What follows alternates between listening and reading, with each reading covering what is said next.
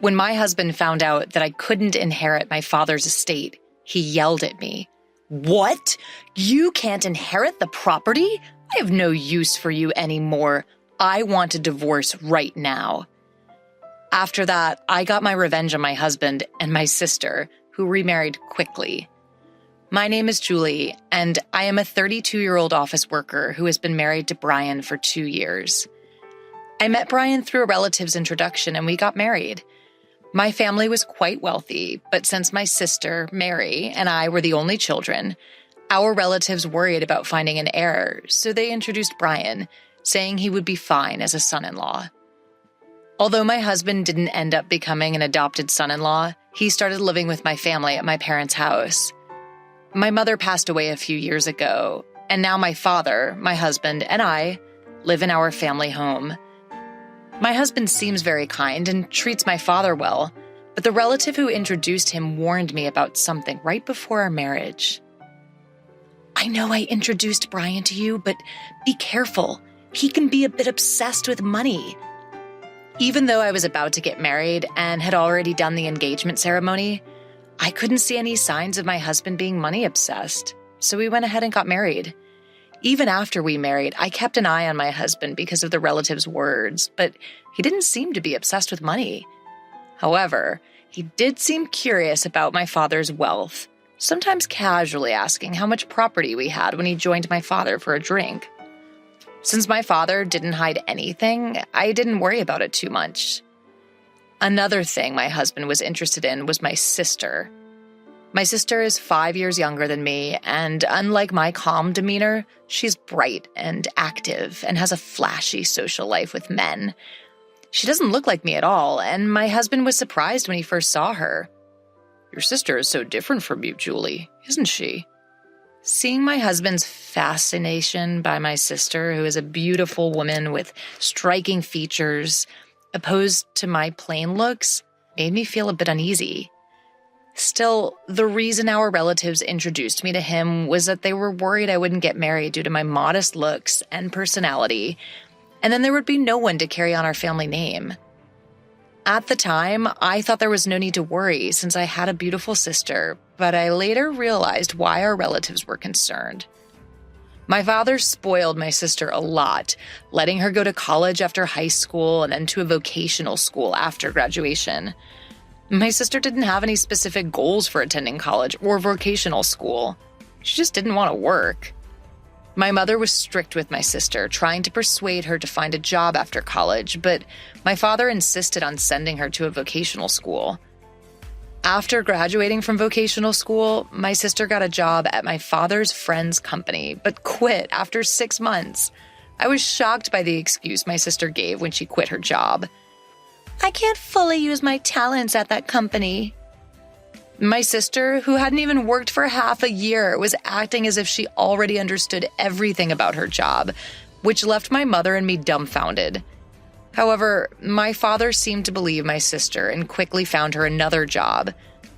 A while after starting her new job, my mother fell ill and was hospitalized. When my mother was in the hospital, my sister visited her every day, taking time off work. In the end, she quit this job as well and started saying she would take care of our sick mother. Taking care, however, only meant being in the hospital room, chatting with our mother, or staring at her smartphone in the waiting room. I had to go get our mother's laundry and replace it with new clothes during her hospital stay, while my sister was of no help at all. Though my mother might have been happy to have someone to talk to, her condition worsened so much after about a month that she could no longer even have a conversation. 2 weeks after her condition worsened, our mother passed away. My father and sister were so shaken by the sudden loss that they couldn't even prepare for the funeral, so I had to do it. Thanks to the help of our relatives, we were able to send off our mother somehow. After our mother's death, my sister started working part-time and moved out of our family home to live alone. Since her part-time income wasn't enough to pay the rent, our father covered the rent and utility bills, and it seemed my sister spent the money she earned on having fun. When her part-time income wasn't enough, she would go to our father and ask for an allowance. When our mother was alive, She'd been strict with my sister, so our father didn't give her any allowance after she started working. But now he was giving her as much as she wanted. I thought it was no problem if both my father and sister were happy with that arrangement. Even after I got married and started living with my husband in my family home, my father continued giving my sister an allowance. At that time, I didn't realize that my sister was also asking my husband for money, and he was happily giving it to her. Being unable to say no to my beautiful sister, my husband would secretly give her money, saying, "Don't tell Julie about this. She might get jealous if she finds out." My sister would only work part-time when she felt like it and live off the money she got from our father and my husband. But her carefree lifestyle didn't last forever, as our father fell ill and had to be hospitalized. I took care of our father during my breaks from work, but my sister never showed up at the hospital. Instead, she started calling me and demanding money. "I've been getting money from Dad every month, so I want you to keep giving it to me. The rent and utilities are all being withdrawn from Dad's account after all." She spoke to me angrily, but I was shocked to learn this for the first time. I got angry at my sister, who only cared about her own life instead of worrying about our hospitalized father. I really wanted to hang up on her, but she seemed to be in trouble, so I asked her how much money our father had been giving her every month. "How much have you been getting from Dad every month? Hurry up and get a job so you can live on the money you earn." My sister replied grumpily, "You're so annoying. I've been getting $1,000 a month. That's not including rent and utilities, by the way." I was appalled by my sister, who boasted about the amount she was receiving. I thought that if our father kept giving such a grown-up sister so much money, that she would lose any motivation to work seriously. I didn't think it was much of a problem to give my sister money, since I believed our father would recover quickly. However, our father's condition suddenly worsened, and I hurriedly contacted our relatives. The doctor told me it was a serious situation, and I was deeply shocked. During times like these, I wanted my husband's support, but he rarely showed up to the hospital, saying he was busy with work. Moreover, when he did visit, he would ask me inappropriate questions like, "Your father's inheritance must be huge, right? Since you and your sister are the only heirs, are you going to split it in half?"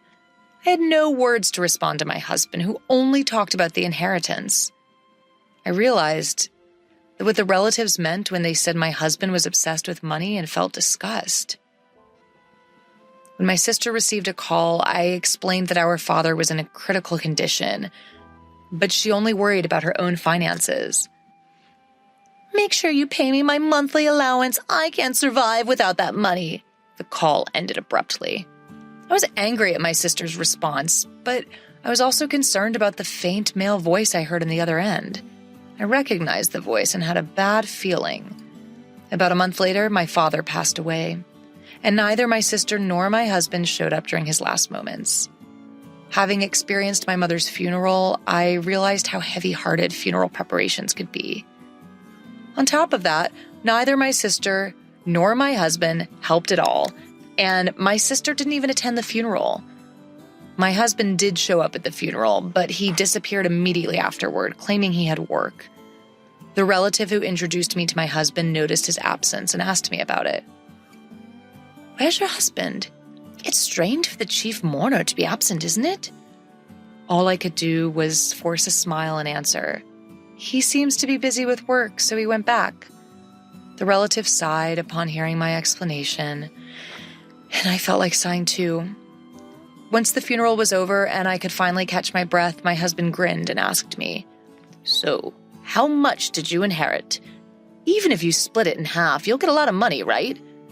As the relatives had warned before our marriage, my husband seemed to only care about my father's inheritance. Disappointed by my husband's true nature, I gave him an evasive answer. "My sister gets $1 billion and I get $0. We haven't talked to the lawyer yet, and I haven't had time to process my feelings since the funeral just ended." Seeing my husband happily talking about the inheritance, I felt laughing out of anger. Believing my words, my husband yelled, "What? You can't inherit any property? I don't need you anymore. Let's divorce right now." I felt the same way, so I retorted, "Let's do that. You only married me for your father's inheritance in the first place. I'll divorce you." With that, I shoved the prepared divorce papers in front of my husband. As if anticipating this, I took out the divorce papers, which seemed to surprise him a bit, but he signed them anyway. After signing the divorce papers, my husband left the house saying, "I'll divorce you, who gets zero inheritance, and marry your sister to get the $1 billion." I didn't care, and immediately went to the city hall to submit the divorce papers. I was able to leave my terrible husband. My ex-husband submitted his marriage registration with my sister the very next day. A few days later, my ex-husband called me. Still believing that story, he yelled, "When are you going to start the inheritance procedures? Give Mary her $1 billion already." I had been waiting for my ex-husband to contact me. I didn't want to reach out to him after he left our house. I replied to my ex-husband in a business-like tone, "Let's have a discussion at my place this Sunday. I'm preparing for the procedure and waiting for you." Brian, my ex-husband, was thrilled at the thought of receiving an inheritance and hung up the phone, but I was looking forward to seeing his face when he found out the truth. Over the weekend, my ex-husband and my sister Mary came to our parents' house, and both of them were surprised that I had called a lawyer. However, Brian seemed to convince himself and said, "I guess we need a lawyer when we're inheriting a large amount of the money." Then the lawyer, with a puzzled look, started talking to Brian. "There is a matter of inheritance, but before that, there is a matter of a claim for compensation from Julie, your ex-wife, towards you, Brian." He showed Brian several photos. In those photos, Brian was coming out of Mary's house, and the date was clearly written. The lawyer continued talking to Brian. "Since these are photos proving infidelity before the divorce, you have to pay compensation." When I heard Brian talking about the inheritance over the phone with Mary, I immediately asked the lawyer to investigate Brian's infidelity. Maybe he thought I was too busy with my father's funeral, but Brian and Mary met at Mary's house almost every day, and thanks to that, I was able to get many evidence photos. The conversation about inheritance turned into a conversation about compensation, and both Mary and Brian were speechless. But Brian quickly recovered and retorted, "Compared to the $100 million inheritance, compensation is just a small amount. I'll pay it right away." When the lawyer handed him the compensation claim documents, he signed them easily. After confirming that, I told Brian, "I'll make sure you pay the compensation since you've signed it. But be happy with Mary, who has zero inheritance." The moment Mary heard zero inheritance, she screamed, "What do you mean my inheritance is zero? I'm supposed to have 100 million. Brian's face turned red, and he got angry, saying, "There's no way there's zero inheritance. I won't let you take it all for yourself." The lawyer calmly started explaining to the angry pair. "Mary is the daughter of your late mother from a previous marriage, and since she has not been legally adopted by your late father, there is no legal parent-child relationship. Therefore, Mary cannot inherit your father's estate." I also told Mary, who seemed to be confused, "I don't think you remember because you were only 1 year old when our parents got remarried, but I remember it clearly. I was 6 years old when our parents remarried, and I remember being happy that I suddenly had a sister. I never thought that such a sister would steal my husband." Both our parents were struggling with young children and had someone mediate between them, thinking it would be best for them to remarry. My mother treated me like her real daughter, and my father treated Mary with care. My father might have spoiled Mary because she was not his real daughter, and he wanted to be extra careful with her. Our parents each had a child when they remarried, and my mother, who was suspected by relatives of marrying my wealthy father for his money, refused to have Mary legally adopted by him. The reason the relatives kept recommending marriage proposals to me was that they knew I was the only one who could inherit my father's estate. If our parents had had a child together, things might have gotten even more complicated, but fortunately or unfortunately, they didn't have any children. They might have decided not to have children to avoid future inheritance disputes. It has now become clear that our father continued to support my sister financially after she became an adult because he couldn't pass on his inheritance to her. I am not legally related to my mother because we did not go through adoption, but it never bothered me in daily life. It seemed our parents never told my sister that they were both remarried, and she found out the truth for the first time that day. My ex-husband's face changed from red to pale as soon as he realized the situation. He signed the documents and was even asked to pay for damages when he couldn't get the inheritance he had been expecting from my sister. With a blue face, my ex-husband said to me, "Was what you said about my sister getting $10 billion and me getting nothing a lie?" Holding back laughter, I said, "Of course it was a lie. It was to get back at you for cheating on me behind my back. Besides, there's no way Dad's inheritance was worth $10 million. Even our wealthy father didn't have an inheritance of $10 million. My sister, who had been silent until now, suddenly screamed, "I've made a lot of purchases relying on Dad's inheritance. What will happen to the money he used to give me? Will you pay for me, big sister?" I answered my frightened sister, "You have a reliable husband now, so you don't need it anymore, right? Have Brian support you." My sister looked at my pale-faced ex-husband, but he shook his head. "I also have made various purchases expecting the inheritance. So I don't have the means to support you. Besides, I have to pay for damages, so I'm barely managing myself."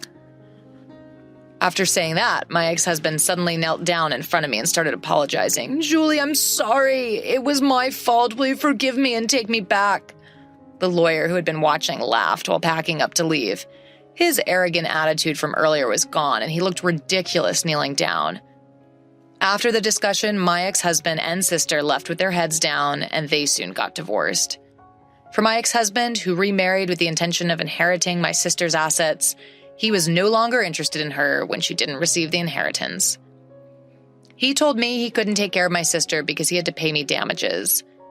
Since my ex-husband had no property, we agreed that he would pay the damages in installments from his monthly salary. The lawyer advised that this way I wouldn't miss out on anything.